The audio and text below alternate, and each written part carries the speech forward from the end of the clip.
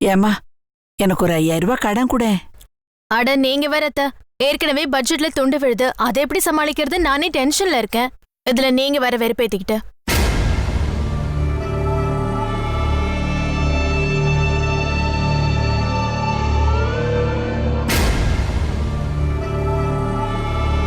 எல்லாம் என் நேரம். என்ன அண்ணி சௌக்கியமா?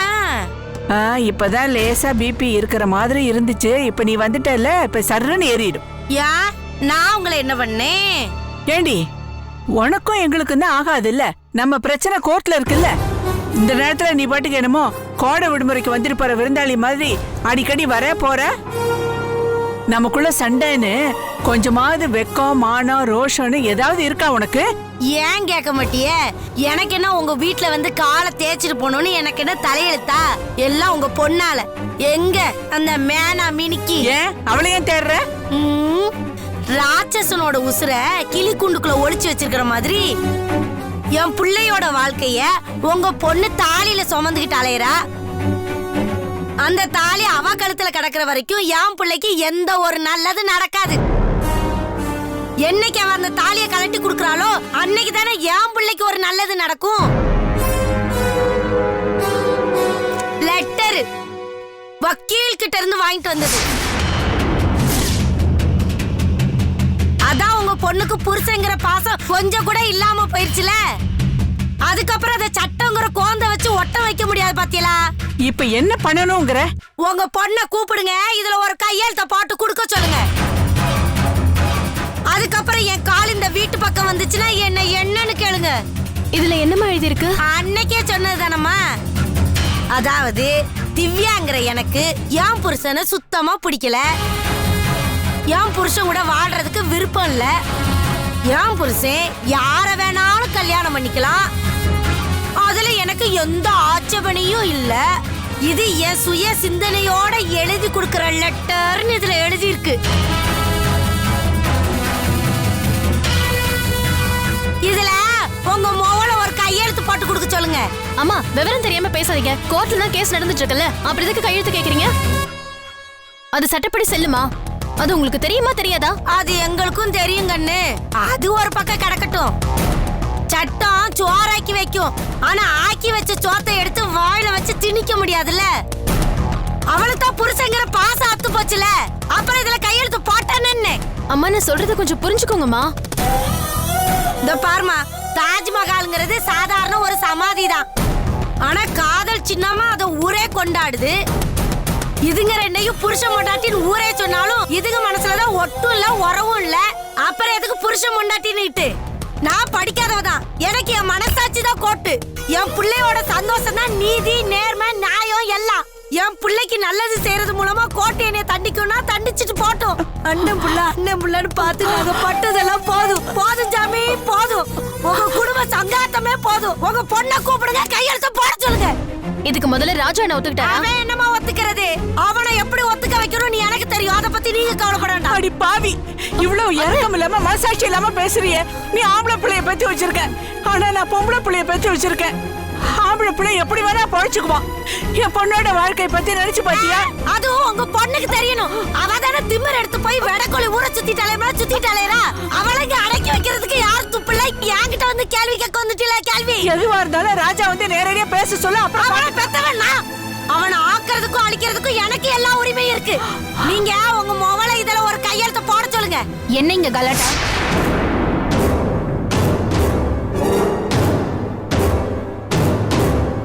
பாடியம்மா வா. பாடியம்மா பரல மாடு மாதிரி எங்க ஊரை சுத்திட்டு வாரா? இத பாருங்க, தேவையில்லாம பேசாதீங்க. நான் எங்க போனா உங்களுக்கு என்ன? நீ எங்கேயும் போவா, அத பத்தி எனக்கு எந்த கவலையும் கிடையாது. ஆனா இதுல ஒரு கையெழுத்த போட்டு கொடுத்துரு. ஒண்ணு மட்டும் தெரிஞ்சுக்கம்மா, ஒரு சொட்டு உயிரணுல ஒரு உறவை உருவாக்கலாம். ஒரு சொட்டு பேனாமையில உறவை அறுத்துட்டு போயிடலாம். ஓந்தலை எழுத்து நான் அத்துக்கிட்டு தான் போவேங்கிற, நான் என்ன உன்னை புடிச்சா வைக்க முடியும்? அதான் அறுத்துட்டு போலான்னு உன் அத்தை வந்துட்டேன். இதுல ஒரு கையெழுத்து போட்டு கொடுத்துரு. நான் கையெழுத்து போட முடியாது.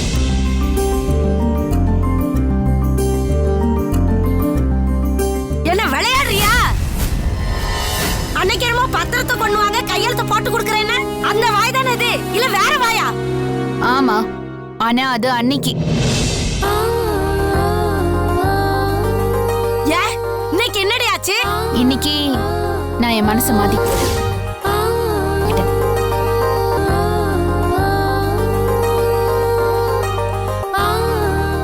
அப்படின்னா இப்போ எனக்கு விவாகரத்து கொடுக்கறதுல விருப்பம் இல்ல.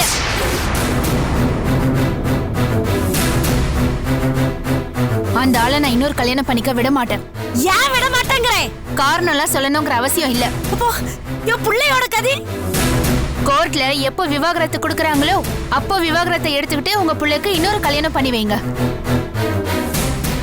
திவ்யா, நீ விவாகரத்தை கொடுக்க மாட்டேன்னு சொன்னதும் நான் சந்தோஷப்பட்டேன். ஆனா இப்போதைக்கு கொடுக்க மாட்டேன், ராஜாவை இன்னொரு கல்யாணம் பண்ணிக்க விட மாட்டேன் அப்படின்னு என்னடி என்னென்னமோ பேசுற? நீங்க சும்மா இருங்கம்மா. இன்னொரு கல்யாணம் பண்ணிக்கிட்டு அந்த ஆள் சந்தோஷமா இருப்பான். நான் இங்க சாகணுமா? தப்பு பண்ணிட்டு நிம்மதியா ஜாலியா கல்யாணம் பண்ணிட்டு போயிடுவா. நான் இங்க தண்டனை அனுபவிக்கணுமா? நான் விவாகரத்து தர மாட்டேன். கோர்ட்ல எப்போ விவாகரத்து வருதோ அப்ப வரட்டும், போங்க. ஹேய், என்ன கொலகாரியா மாத்தாதடி. என்ன நீ ஆடுற ஆட்டத்துக்கு நான் ஆடுன்னு நினைச்சிட்டு இருக்கியா? இந்த சுந்தரிய யாருன்னு நினைச்சிட்டு இருக்க? இப்போ இந்த பத்திரத்துல மட்டும் கையெழுத்து போட்டு தொலைக்கலனா நடக்கிறது வேற சொல்லிவிட்டேன். மரியாதையா அதில் கையெழுத்து போட்டு கொடு.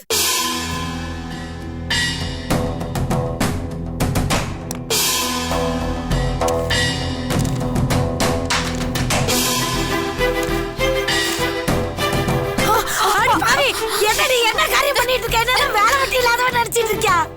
ஏடி பத்திரத்தை கிழிச்சு போட்டா நான் எவ்வளவு கஷ்டப்பட்டு கொண்டு வந்து இந்த பத்திரம் மாதிரியே உன்னை என்ன பண்ண சாவடி இவ்வளவு பெரிய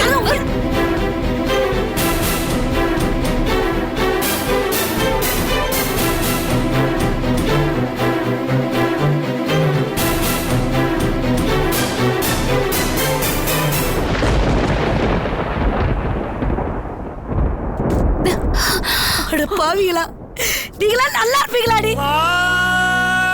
என் பிள்ளைய சந்தோஷமா வாழ விடாத இந்த குடும்பம் அழிஞ்சு போயிருண்டி. உங்க சந்ததியே இல்லாம போயிரும். நான் வயிறு அழிஞ்சு சொல்றேன், நீங்க நாசமா போயிருவீங்க. விலக மாட்டீங்கடி, நாசமா போயிருவீங்க. ஒத்த பிள்ளைடி, சண்டாளி.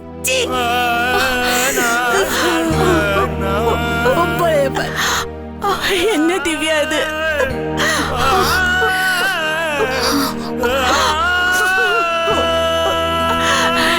என்ன பண்ணுவ? இவளோட வாழ்க்கை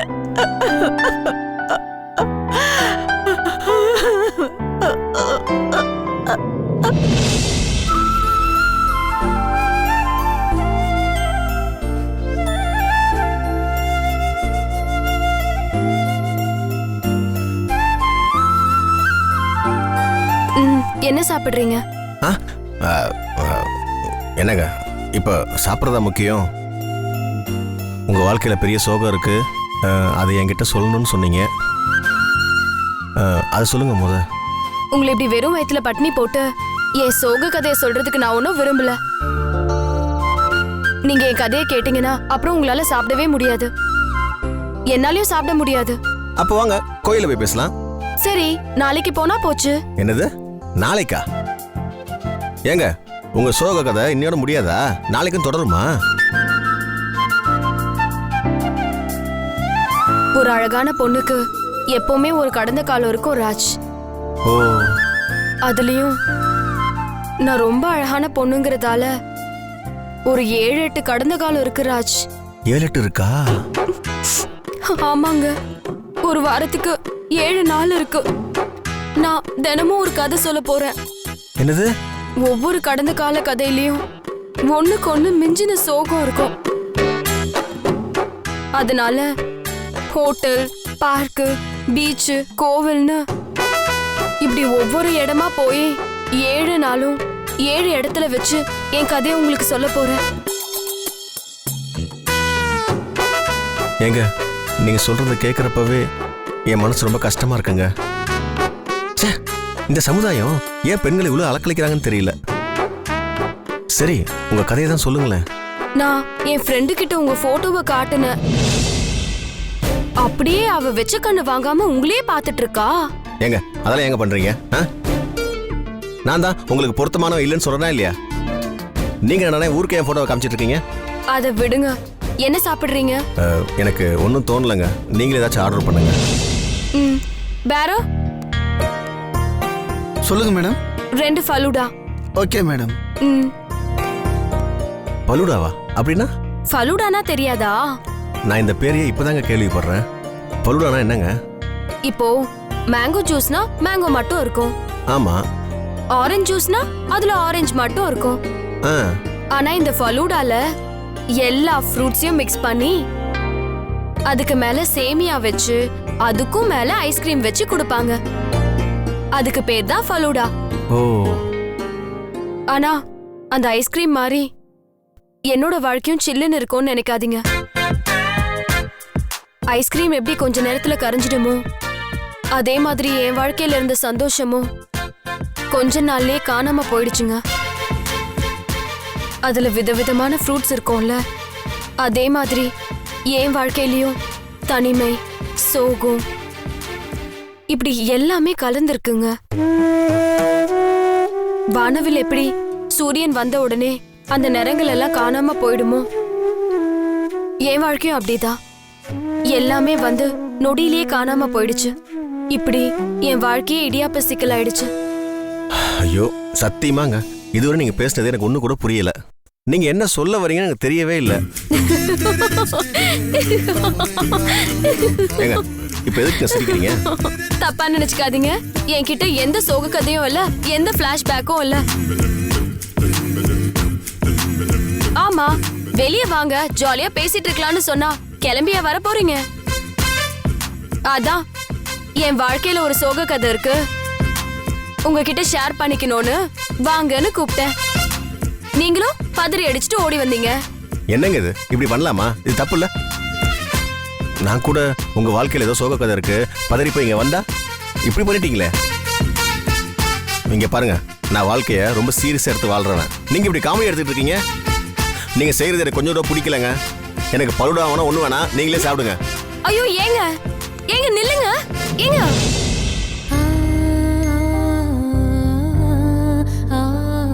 அவருடைய பிளட்டை டெஸ்ட் பண்ணி பார்த்ததுல ராஜாவுக்கு பிளட் கேன்சர் இருக்கு.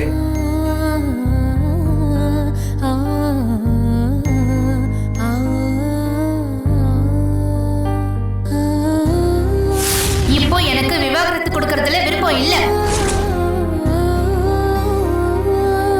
அந்த ஆளை நான் இன்னொரு கல்யாணம் பண்ணிக்க விட மாட்டேன். ஏன் விட மாட்டேங்கிற? காரணம் எல்லாம் சொல்லணுங்கிற அவசியம் இல்ல.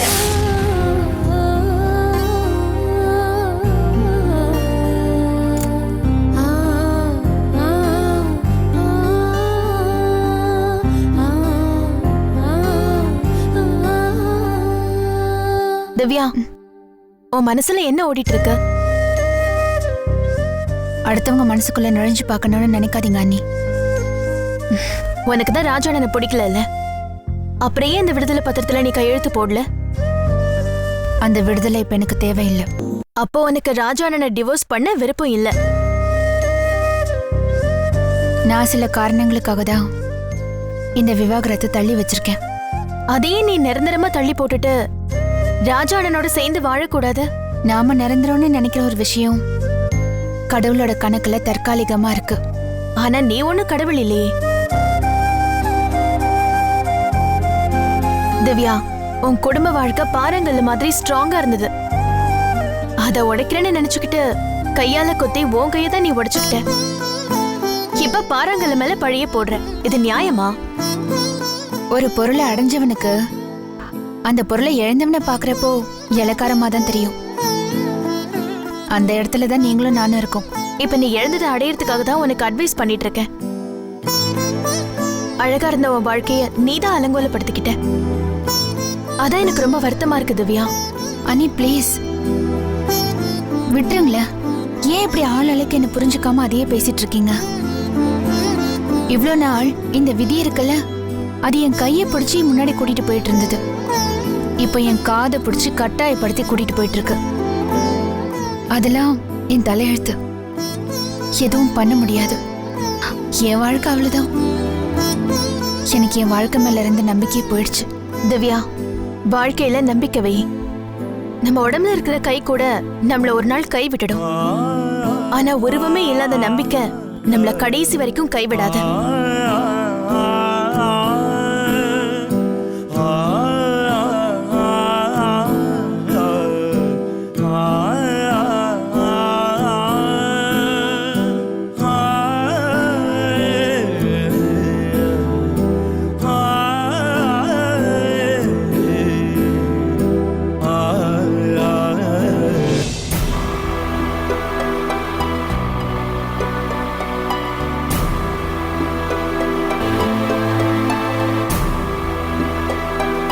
சாரிங்க. உங்களுக்கு பிடிக்காத மாதிரி நான் இனிமே நடந்துக்க மாட்டேன். உங்களை பார்க்கணும் பேசணுன்ற ஒரு எண்ணத்துல தான் இப்படி ஒரு பொய் சொல்லிட்டேன். என்னை மன்னிச்சிருங்க. உங்களை மன்னிக்க நான் யாருமா? ஆனா விளையாட்டு கூட பொய் சொல்லாதீங்க. பொய் சொல்றதுனால குடும்பமே அழிஞ்சு போயிடுமா? அதுக்கு சிறந்த உதாரணமே நான். சில நல்ல விஷயத்துக்கு பொய் சொல்லி இன்னைக்கு பாருங்க, என் பொண்டாட்டி என் கூட இல்லை. ஹலோ ஹலோ ஹலோ மிஸ்டர், உங்களோட பழைய லைஃப்பை பத்தி நானும் உங்ககிட்ட ஒரு வார்த்தை கூட கேட்க மாட்டேன், நீங்களும் என்கிட்ட சொல்லக்கூடாதுன்னு அக்ரிமெண்ட் போட்டிருக்கோம். மறந்துட்டீங்களா? ஒரே ஒரு நிமிஷம், என் ஃப்ரெண்டு ஃபோன் பண்றான். சரி. ஹலோ, எங்கடி இருக்க? நான் என் ஆள் கூட ஜாலியா ஊரை சுத்திட்டு இருக்கேன்டி. உன்னை நான் உடனே பார்க்கணும். ஒரு முக்கியமான விஷயம் பேசணும். என்ன பார்க்கணுமா இல்ல என் ஆள் எப்படி இருக்காருன்னு பார்க்கணுமா? விளையாடாத ஜோதி, நான் உன்னதான் பார்க்கணும். நானே ரொம்ப நொந்து போயிருக்கேன். நீ ஏன் இப்படி பேசுற? சரி, எங்க பார்க்கலான்னு சொல்லு. நான் இப்போ ஊர் சுத்திட்டு இருக்கேன்டி. நான் என் ஆளோட இருக்கேன்டி. இப்போ ஒன்னு பண்ணலாம், நான் உன் வீட்டுக்கு வரேன், வரும்போது அவரையும் கூட்டிட்டு வரேன். இல்ல இல்ல, வேண்டாம் வேண்டாம், நீ மட்டும் வா. முதல்ல உன் பிரச்சனை என்ன, உன் வாழ்க்கை என்னன்னு டிசைட் பண்ணு. அதுக்கப்புறமா உன் ஆளை கூட்டிட்டு மற்றவங்க வீட்டுக்கெல்லாம் போ. புரியுதா? உன் வேலையெல்லாம் முடிச்சுட்டு எனக்கு கால் பண்ணு. ரொம்ப அர்ஜென்ட்டான விஷயம். நான் வெயிட் பண்றேன். சரிடி, ஓகே. என்னோட க்ளோஸ் ஃப்ரெண்ட் ஒருத்தி என்ன பார்க்கணும்னு வர சொல்றா. நீங்களும் வாங்களே, ரெண்டு பேரும் சேர்ந்தே போய் பார்க்கலாம். ஐயோ வேண்டாங்க, நீங்களே போய் பார்த்துட்டு வந்துருக்க. அதுக்கு இல்ல, எனக்கு ரொம்ப க்ளோஸ். சரி. இவளுக்கு மட்டும் இல்ல, காலேஜ்ல இருக்க எல்லாருக்குமே என்ன ரொம்ப பிடிக்கும். ஓ. என்னங்க காதுல ரத்தம் வரவே இல்ல? ஏன் இல்ல, காலேஜ்ல எல்லாருக்குமே என்ன ரொம்ப ரொம்ப பிடிக்கும்னு சொன்னனே. இங்க பாருங்க, நீங்க ரொம்ப விளையாட்டுத்தனமாவே இருக்கீங்க. என் இடம் வந்துருச்சு, நான் இறங்கிக்கிறேன். அண்ணே, ஹலோ ஹலோ ஹலோ. இங்க பாருங்க, திரும்பவும் நான் சொல்றேன், என் மனசுல என் ஒய்ஃப் மட்டும்தான் இருக்காங்க. என்ன செஞ்சாலும் என் மனசுல இருந்து அவளை யாரும் அழிக்கவே முடியாது. அதை முதல் நீங்கள் ஞாபகம் வச்சுக்கோங்க. அனாவசியமாக கற்பனை பண்ணிக்கிட்டு எல்லா காரியத்தையும் விளையாட்டை எடுத்துக்கிட்டு உங்கள் வாழ்க்கையை நாசமாக்கிக்காதீங்க. நான் வரேன்.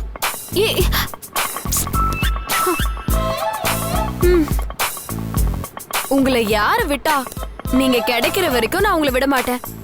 அண்ணே, வலசரவாக்கம் போங்கண்ணே. சரிங்கண்ணா.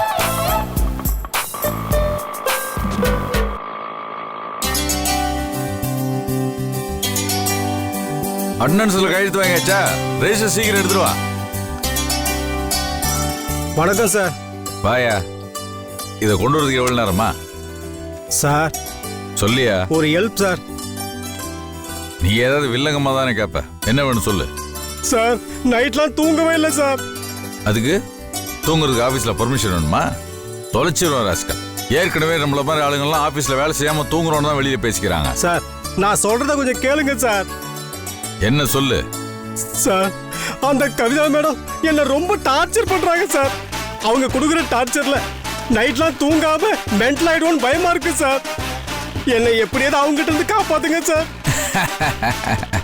ஏற்கனவே கவிதாவால் பாதிக்கப்பட்டோர் சங்கம்னு ஆரம்பிச்சு அதுக்கு நான் தலைவரா இருக்கேன். நீ வேணா வந்து செயலாளராக சேர்ந்துக்கிறியா? Sir, விளையாடாதீங்க sir. என்னால சமாளிக்க முடியல சார் அவங்கள. எத்தனை தடவை சொல்லியிருக்கேன், அவ போலீஸ்காரி, அவளை பார்க்காத, பேசாத, பழகாதன்னு. அப்பெல்லாம் என் பேச்ச கேட்டியா? போய் பழகணும் இல்ல. இப்ப அவளை பார்த்தாலே கசக்குதா? சார், தினமும் விசாரணைங்கிற பேர்ல போலீஸ் ஸ்டேஷனுக்கு கூட்டு போய் அடி பின்னி எடுக்கிறாங்க சார்.